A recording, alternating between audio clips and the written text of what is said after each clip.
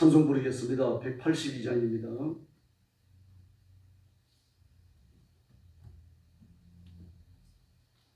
찬송가 182장 부르겠습니다.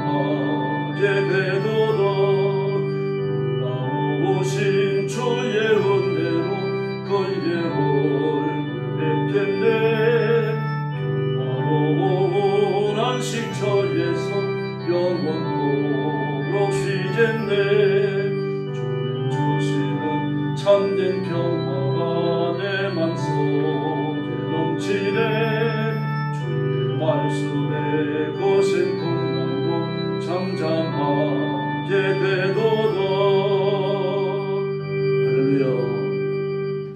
183장 부르겠습니다. 183장입니다.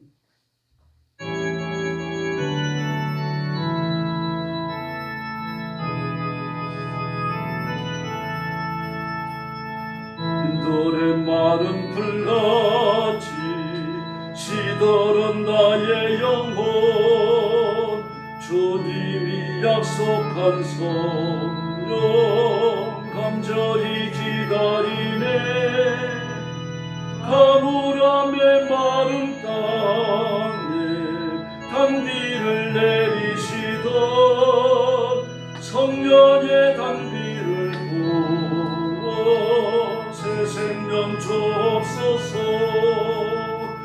반가운 빗소리 걸려 찬천히 춤을 추네 봄비로 내리는 성령 내게도 주옵소서 가물함의 마른 땅에 단비를 내리시던 성령의 단비를 부어 새 생명 주옵소서 절 따라 우르를 내려 조모지 무성하니 갈급한 내 심령 위에 성령을 부어소서 가물함의 마른 땅에 단비를 내리시던 성령의 단비를 부어 새 생명 주옵소서 절 따라 꺼질 수 있사오랴. 오늘의 흡족한 은혜 주실 줄 믿습니다. 가물어 메마른 땅에 단비를 내리시던 성령의 단비를 부어 새 생명 주옵소서.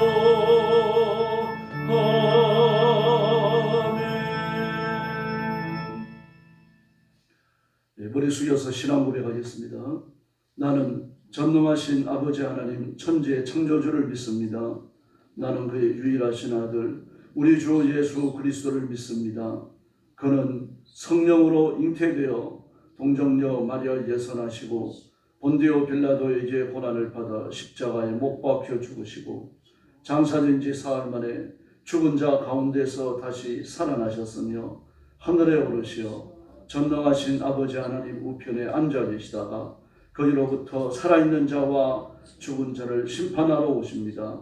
나는 성령을 믿으며 거룩한 공교회와 성도의 교제와 죄를 용서받는 것과 몸의 부활과 영생을 믿습니다. 아멘. 자비로우신 아버지 감사합니다. 하루가 시작되는 새벽에 저희들을 주 앞으로 불러주시고 엎드려 하나님 앞에 경배와 찬양을 드리며 하나님 앞에 영광 돌리게 해주시니 감사합니다. 자비하신 아버지, 오늘도 우리가 하루를 사는 동안 하나님 앞에 힘써 순종하고 하나님의 통치를 선포하고 악한 마귀의 괴계를 드러내 깨뜨리며 승리를 누리고 누리는 귀한 하루가 되게 하여 주시옵소서. 오늘도 온 세계에 흩어져 복음 전하는 신실한 선교사님들, 주의 종들, 성도들을 기억하시고 그 가정과 가족을 보호해 주시고 끝까지 인내하며 주님 재림하시는 재림의 징조를 이루며 하나님의 거룩한 동력자로 사역하는 귀한 선교사님들, 귀한 일꾼들 되게 하여 주시옵소서. 오늘 아침도 저희들이 말씀을 나눕니다. 성령께서 권능으로 임하여 이 말씀 속에서 하나님의 뜻을 깨닫는 귀한 시간이 되게 하여 주시옵소서. 예수님의 이름으로 간절히 기도 올려옵나이다. 아멘. 하나님 말씀 공부하겠습니다. 에스겔 11장입니다.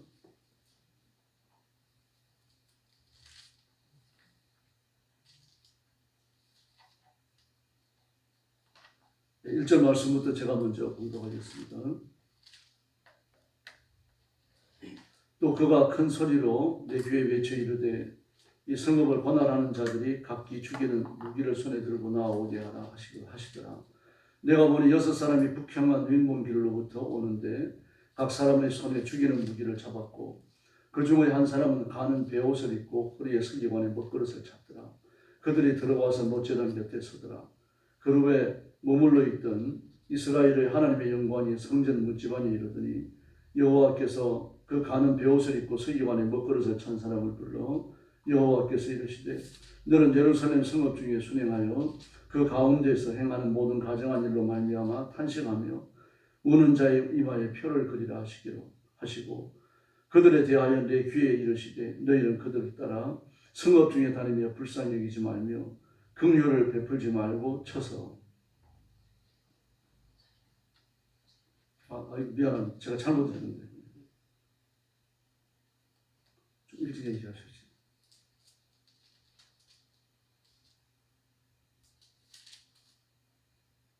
네, 11장 다시 읽겠습니다. 네.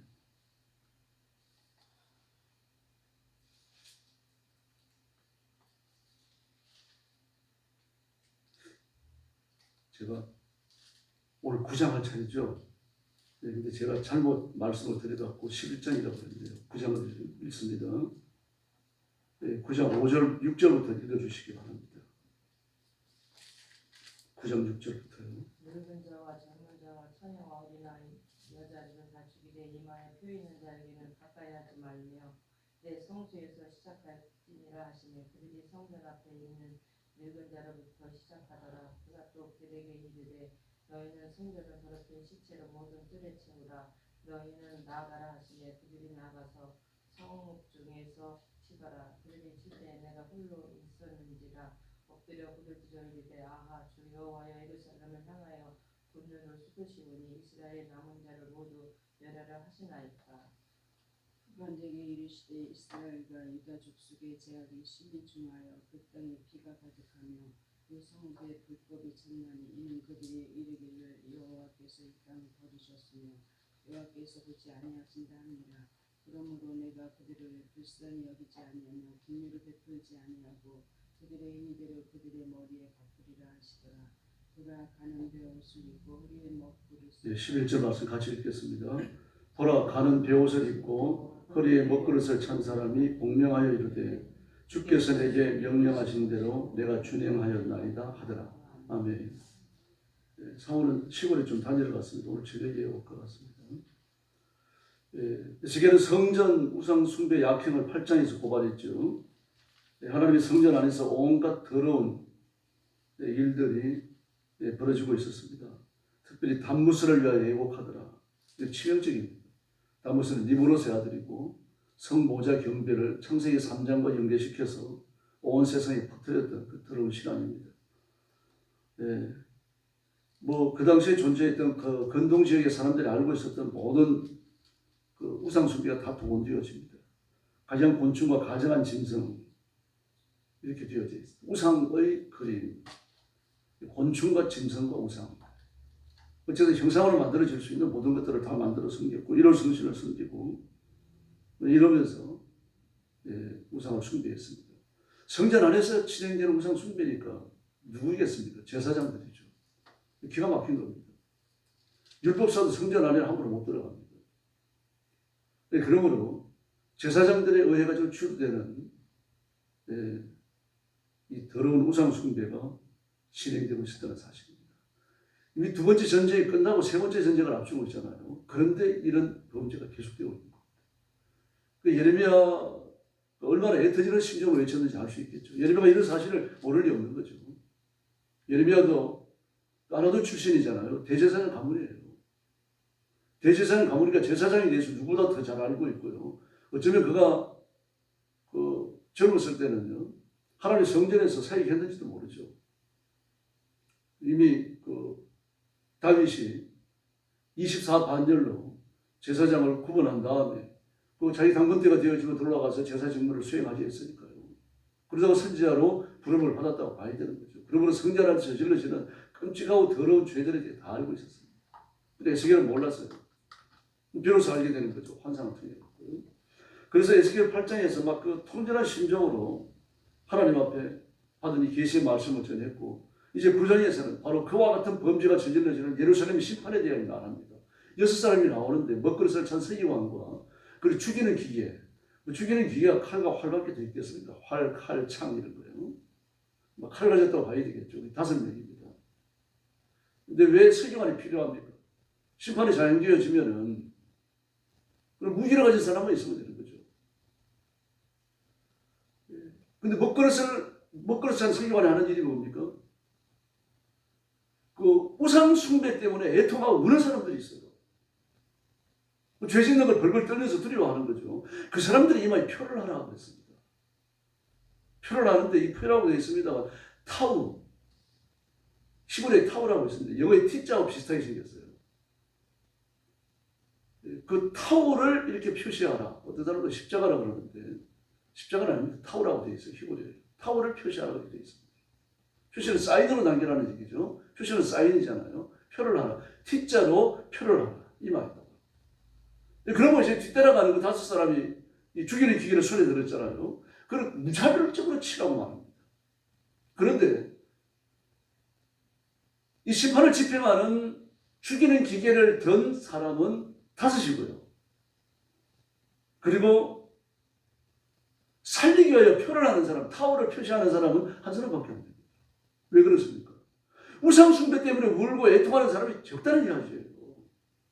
수가 적으니까 하나로 충분하다는 얘기입니다. 그러나 5도 모자랄 정도로 말입니다. 그 많은 더러운 죄들이 성전 안에서 저질러지고 있는 겁니다. 그때에 그룹 가운데 머물러 계시던 하나님의 영광이 성전 문지방에 이르더니 그렇게 말했습니다. 성전 문지방에 이르더니. 그리고 하나님께서 직접 명령을 하십니다. 구원을 집행하고 심판을 집행하라. 이 명령을 내리셔요. 그리고 5절 말씀에 보면요. 불쌍히 여기지 말고 긍휼을 베풀지 말라. 늙은 자나 젊은 자나 처녀와 어린아이 여자를 다 죽이라. 그리고 이마에 표 있는 자는요 가까이 하지도 말라. 이게 어디서 시작됩니까? 내 성소에서 시작하라라고. 하나님의 성전에서 심판이 시작되는 거죠. 근데 이들이 오는 곳이 어디입니까?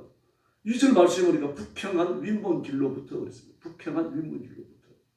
북쪽은 상스러운 곳이었죠. 뭐 근동지역, 특별히 이스라엘 사람들이 있어서 그렇습니다. 그래서 하나님이 계시는 것도 북극 지폐의 산 위에 이렇게 표현되었습니다. 북쪽은 하나님이 계시는 것을 알려줬는데 북쪽에서부터 옵니다. 하나님이 보내셨다는 뜻이죠. 그 왕이 성전에 들어올 때도 북쪽 길로 들어옵니다. 근데 그 길로 들어와서 심판을 집행하는데 하나님의 파송을 받았고 하나님이 직접 명령을 하시고 그리고 하나님의 손에 의해 가지고요 집행하는 것과 똑같은 것이죠. 왜 그렇습니까? 수행은 하나님이 하지만 수행은 사람이 하지만 하나님으로부터 명령이 직접 떨어진 거죠. 그리고 우리 6명의 권위는 누가 보장하는 겁니까? 하나님이 보장하시는 겁니다. 사람이 보장하는 게 아니죠.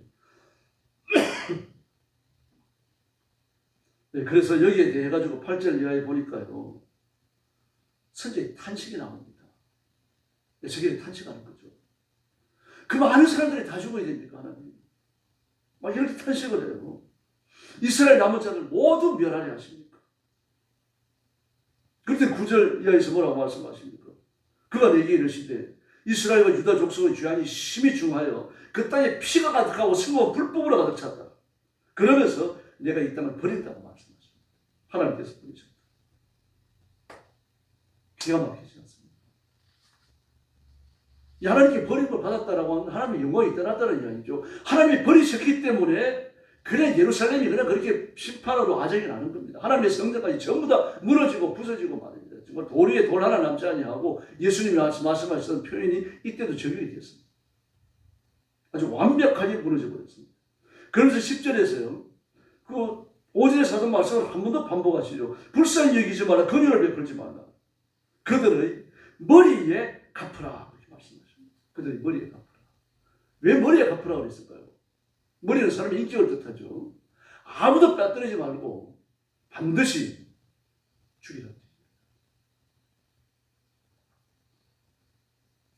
그러나 깨어있는 성도들의 표시가 주어집니다. 하나님께서 명령한 표시죠. 표시 사인입니다. 전부 다 사인을 남기라. 타우. T자 비슷한 그 히브리어를 써가지고 타우라고 한 글자를 써가지고 표시를 삼으라. 그리고 그 표시를 삼은 사람, 표시를 한 사람은 가까이 가지도 마라. 하나님 권능을 보호하실 줄 믿습니다. 네, 국경이 있죠. 그 국경 안에서는 자기 백성이 보호를 받는 겁니다. 국경을 넘어가면요. 뭐 요즘 세상은 그래 전부 다 여권이 있어가지고 국경을 넘어가도 그 나라의 백성의 안전을 보호해주게 되어 있습니다. 그러나 나라에 따라 가지고 달라요. 미국 여권을 가지고 있거나 우리나라 여권을 가지고 있으면요. 특별히 보호합니다. 그럼 그렇지 않은 제3국의 여권을 가지고 있어요. 중국이나 뭐 이런 여권을 가지고 있으면요. 동남아 여권을 갖고 있으면요. 뭐 피해를 입더라도 별로 신경을 안 쓰고 또 그런 나라의 영사들과 영사 일을 하는 사람들과 이 연결이 되어져 가지고 보호를 받으려고 하더라도요. 저 보호 조치가 어려워요. 그럼 미국 여권을 가진 사람이 밖에 나가가지고 일을 다녔다면 미국이 달립니다. 우리나라는 좀 그 부분이 약한데요. 그 신분을 보장하는 겁니다. 이마에 T자를 써가지고 신분을 보장해 주는 거죠. 가까이 가지도 말라. 하나님 이런 표시를 저와 여러분에게도 남기신 줄을 믿습니다. 레위기 19장을 보면요. 우상을 숭배하는 사람들도 몸에 흔적을 남겨요. 이마 발을 둥글게 깎지 말라. 여기서부터 시작해서 여기서부터 시작해갖고 여기서 시작되는 거죠. 여기서 이렇게 둥글게 깎지 말라. 둥글게 깎아야 되니까 저는 여러 가지 경계선이 다 무너지는 겁니다. 이 둥글게 깎기 위해 가지고 거의 매일 면도를 해야 되는 겁니다. 우상을 숭배한다는 표시인데 이게 내가 섬기는 우상에게 헌신합니다. 내 생명을 바치겠습니다. 그런 뜻이에요. 충성의 서약이에요. 이게요. 그거 하지 말라. 또 몸을 자해했죠. 자기가 섬기는 신이 지금 임하게 해달라고 말입니다. 우상을 섬기는 신, 마귀 악한 영들이 지금 임하게 해달라고 몸에 성취를 내기도 하고 피를 흘리기도 했습니다. 흉터가 있어요. 우상 숭배를 아주 격하게 하는 사람들은요. 그런 게 있습니다. 그리고 또 하나요. 몸에 무늬를 넣지 말라고 말씀하셨습니다. 몸에 무늬를 넣는 이유가 뭡니까? 여기 9장을 보면요. 죽은 자 때문에 너희 몸에 문신을 하지 말며 무늬를 넣지 말라. 죽은 자를 위하여. 즉 가톨릭에서는요. 사람이 죽으면 지옥에 떨어지는 사람이 있고 여러 개 가는 사람이 있습니다. 여러 개 가는 사람은 종부 성사를 안 한 사람. 요즘 말하는 임종예배 안 드린 사람이에요. 우리 식으로 이야기하면은 임종예배 안 드린 사람. 그리고 살면서 아주 악하게 산 사람들. 악하게 살지 않고 좀 선하게 산 사람들, 종부 성사를 안 한 캐톨릭 교인들, 이런 사람들은 여러 번 떨어집니다. 그렇지 않은 악인들은 지옥에 떨어지고, 종부 성사를 하고 7대 성사를 다 하고, 그리고 죽은 캐톨릭 교인들은 천국에 이른다고 말해요.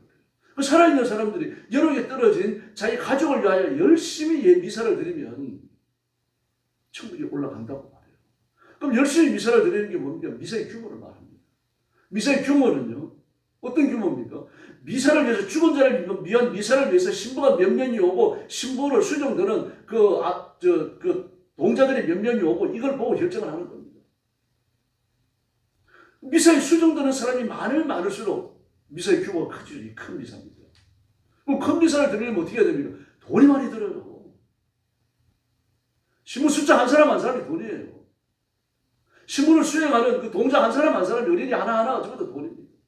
다시 말해서 많은 돈을 들여가지고 아주 거하게 미사를 지내면 천국에 빨리 간다고 얘기합니다. 세상에 이런 종교가 캐톨릭입니다.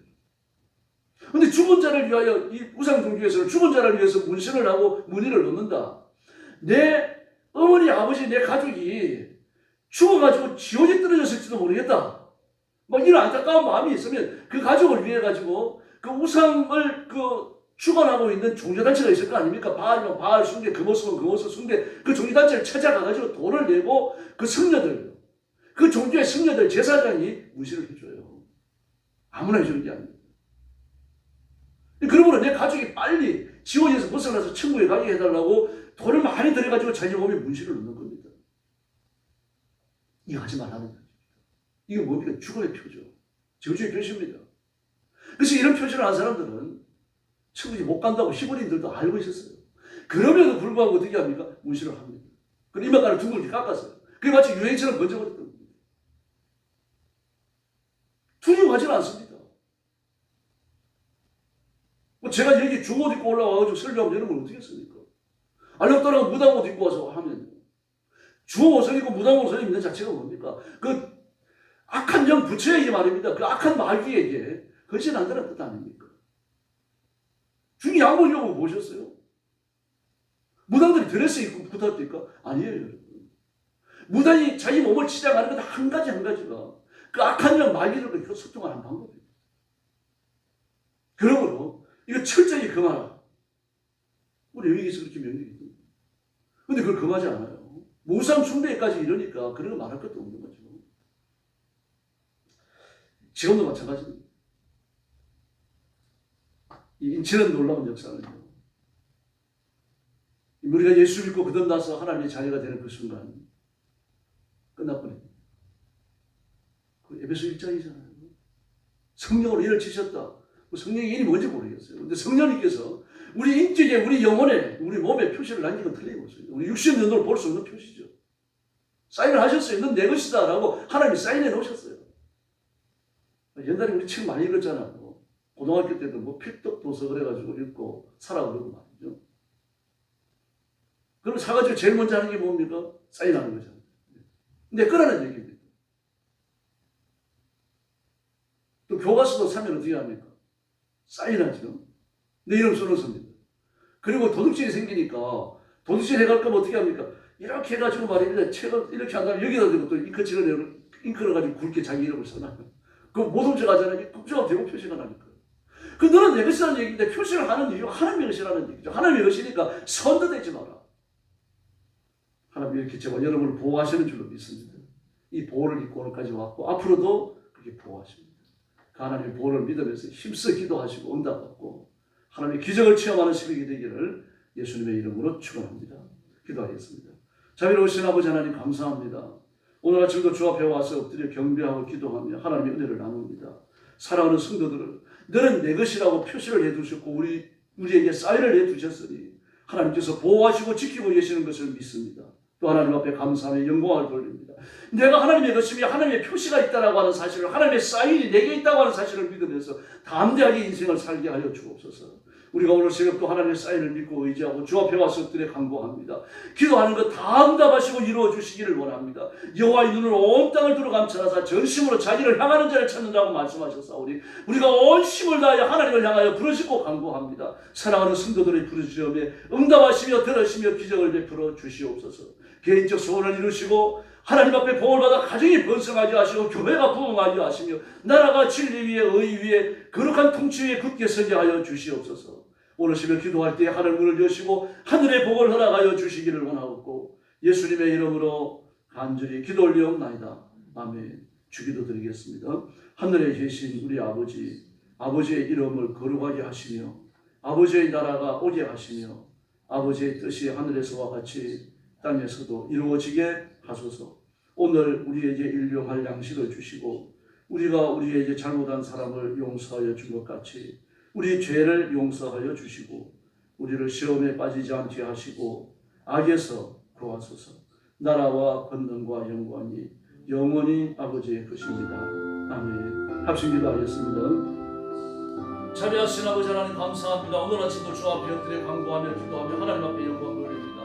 하나님께서 사랑하는 성도들의 부르짖음과 간구를 들으시며 하늘 문을 여시고 복 내려주시기를 간절히 원하고 기도합니다. 우리는 약하고 부족하고 모자랍니다.